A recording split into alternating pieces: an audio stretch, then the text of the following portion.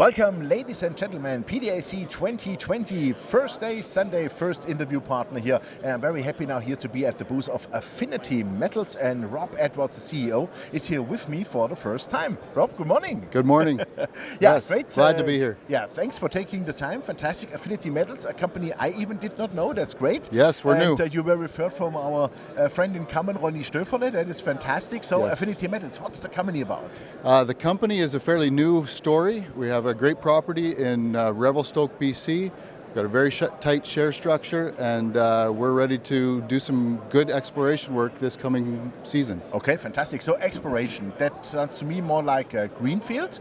And what metals you are targeting? Yeah, so we've got a property that's very, very large. It's 8,800 hectares. We have two areas of geology on it. One area gives us a silver, lead, zinc signature, and the other area gives us a gold and silver signature. Okay, fantastic. Yeah.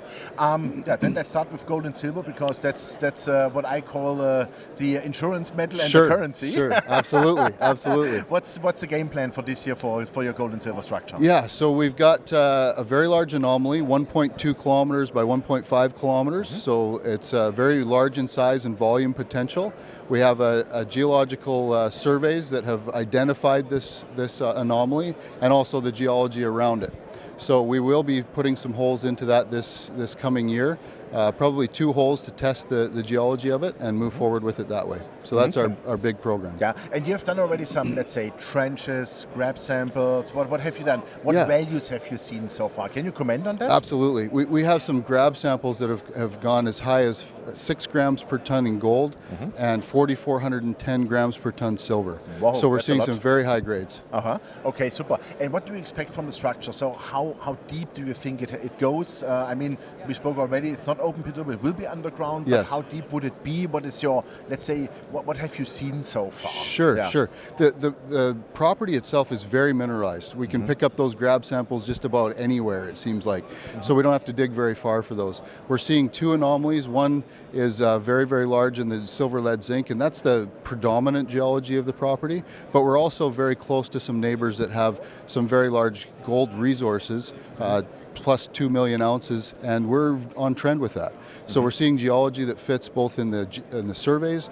We have independent surveys that are targeting the same anomaly, and so we're seeing that the evidence for the geological, the grab samples, the outcroppings, the past producing mines. We have a mine that is on there with pre-43-101 resource on it as well. So all of those things are fitting together and showing us that the geology, the surveys are pointing us to these large anomalies. Super, and as we know, geological structures do not stop at property boundaries. That's right, exactly, absolutely. So we're excited. Super. Okay, so you said 2 holes you want to do on that. What's on the other property? Because there we talk about base metals. Yeah. Same property, but just 2 different areas of geology. This target is even bigger. So we've talked about the 2 kinds of surveys that we've had. One is a ZTEM survey, the other is an acoustic survey, and both of those have overlaid the same anomaly. So we're very confident in that there's something there. We're seeing the geology fit with those very high grade silver and lead and zinc samples that we're getting. We have the past producing mines there as well on this anomaly that are right outside of it, but they're both on either side. And so the geology is all fitting together. We have faults that are going through that same anomaly. And so this anomaly is 2.4 kilometers by 2.5 kilometers. That's a big boy. So it's huge. I mean, and by size, when we say huge, it's hard to even comprehend, but you can compare it to the Sullivan mine. I don't know if you're familiar with that, but that's down in Kimberley, BC. It had operated for almost 100 years. And $50 billion worth of silver, lead, and zinc came out of that mine. Wow. So that's the kind of scale we're talking about. And which you have to prove first. We do have to prove it first, but we're not the guys saying it, actually. It's our geophysical guys, and they're the ones comparing it to that because of the signatures that are there for the silver, lead, zinc. Super. So, Perfect. So what values have you found with copper, lead, and zinc so far? Can you say already something about it? Yeah. So we've got about 25% zinc in some of those samples. Nice. Again, about 17 to 18% copper.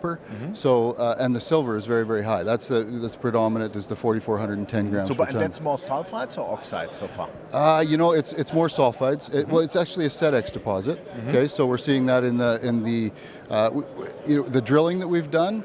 We've done a little bit of drilling, and we don't have the results back yet. We're waiting for those, and we expect them very shortly. And we're seeing that same geology in the core that's coming out of those areas where the pre-43-101 resource is, as well as the other past-producing mines that's there. So fantastic. Very consistent. Okay, super. And so how many holes you want to drill there? How many meters for this year? So we'll probably drill 2 holes is our plan. Also, same thing? Same thing on both of those anomalies. And they will be about 350 meters. Well, the whole... It's interesting. The survey that we have gives us quite a bit of detail, and they actually plan the drill holes for us, and they're saying that we'll actually hit that anomaly about 350 meters down to about 750 meters. That's where our hole will end. So we're expecting to see that the holes will be about 750 meters in length. Okay, super. And let's put it that way. Drilling costs, of course, money. Before we come to the treasury, we know, I mean, exploration burns money, that's for sure. Yes, it does. You're not a dividend We've been in payer. the business. That's right. Exactly. No, but I mean, 2 holes each sounds to me like, let's say, a little bit less maybe. I would expect, if it looks so promising, that you do maybe more, but maybe first you have to finance and then you go full throttle. Do I get that right? Yes, you do. Okay. So we currently have a private placement open. We have committed, and we'll be closing a partial closing of that about $400,000. We're raising up to $1 million, and that will give us most of the way in that exploration program. If we hit what we think we're going to hit there, we'll definitely do a lot more. It'll be easy to raise money, and we'll go forward with that. Okay, so but then let's come to the capital structure. Sure. So what's, let's say, outstanding shares by now after the financing? That's different, that's Yeah. for sure. Yeah. What is market cap? What are your, let's say, major shareholders? What has management skin in the game? Sure, yeah, you bet. All the check marks for the exploration company. Yeah, Gotcha. that's important. So we're very fortunate to have set this company up about 2 years ago, and we've restructured at that point, and we were able to acquire the company, and ourselves and close business associates own about 85% of this company. So very strong insider position. Super. And the number of shares that are outside are only about 31 million shares. Oh, that's not that much. What's the market cap so far now? So about 6 million. We're about 20 cents. Okay, Yep, so in it's that really range. an early bird. It but is, if we know the early bird grows, it flies, right? Yes, that's right. That's a game so plan, I much would say. potential. Absolutely, absolutely. Fantastic. So altogether, when you have risen or raised the $1 million, what cash do you have now on hand? Yeah. So right now, with that 400,000, we have about 450,000. It was very Okay, close. so to, it's quite tight. Yeah, that's Okay. right. Yeah. So you have to re-raise again for next year. That's Yeah, for sure. we've been very careful bringing this company, waiting for the market to respond, hoping that the gold and silver prices will move. And so we've been very tight with how much we've raised as well as our overhead. So we wanted to keep that very tight. Super, perfect. That was a great final sentence. Thank you very much. Yeah. And yeah, we wish you all the best. And I hope that you really hit some nice drill core here, which you can show us then later this year. Yeah, I think there's lots of opportunity. Absolutely. And we're looking and you forward have the right to it. metals, that's for sure. Yes. Because you have security, currency, and energy. Yeah, that's right. And e-mobility. That's right. And What I think else we do you check need? all the boxes. So Absolutely. Absolutely. Yeah, and you have the right battery metals. Yes, absolutely. Great. Rob, thank you very much. Thank All you. the best. Thank You you. bet. Yeah, ladies and gentlemen, that was Rob Edwards, the CEO of Affinity Metals. Yeah, and you heard it. It's like, I would say, an early bird in exploration here, but definitely in the right jurisdiction, right spot, and 8,800 hectares is quite a big land package here. But on the property, they will do each 2 holes, and well, there will be something like 300, 350 meters each hole downwards. And yeah, let's gonna check out what the core will be.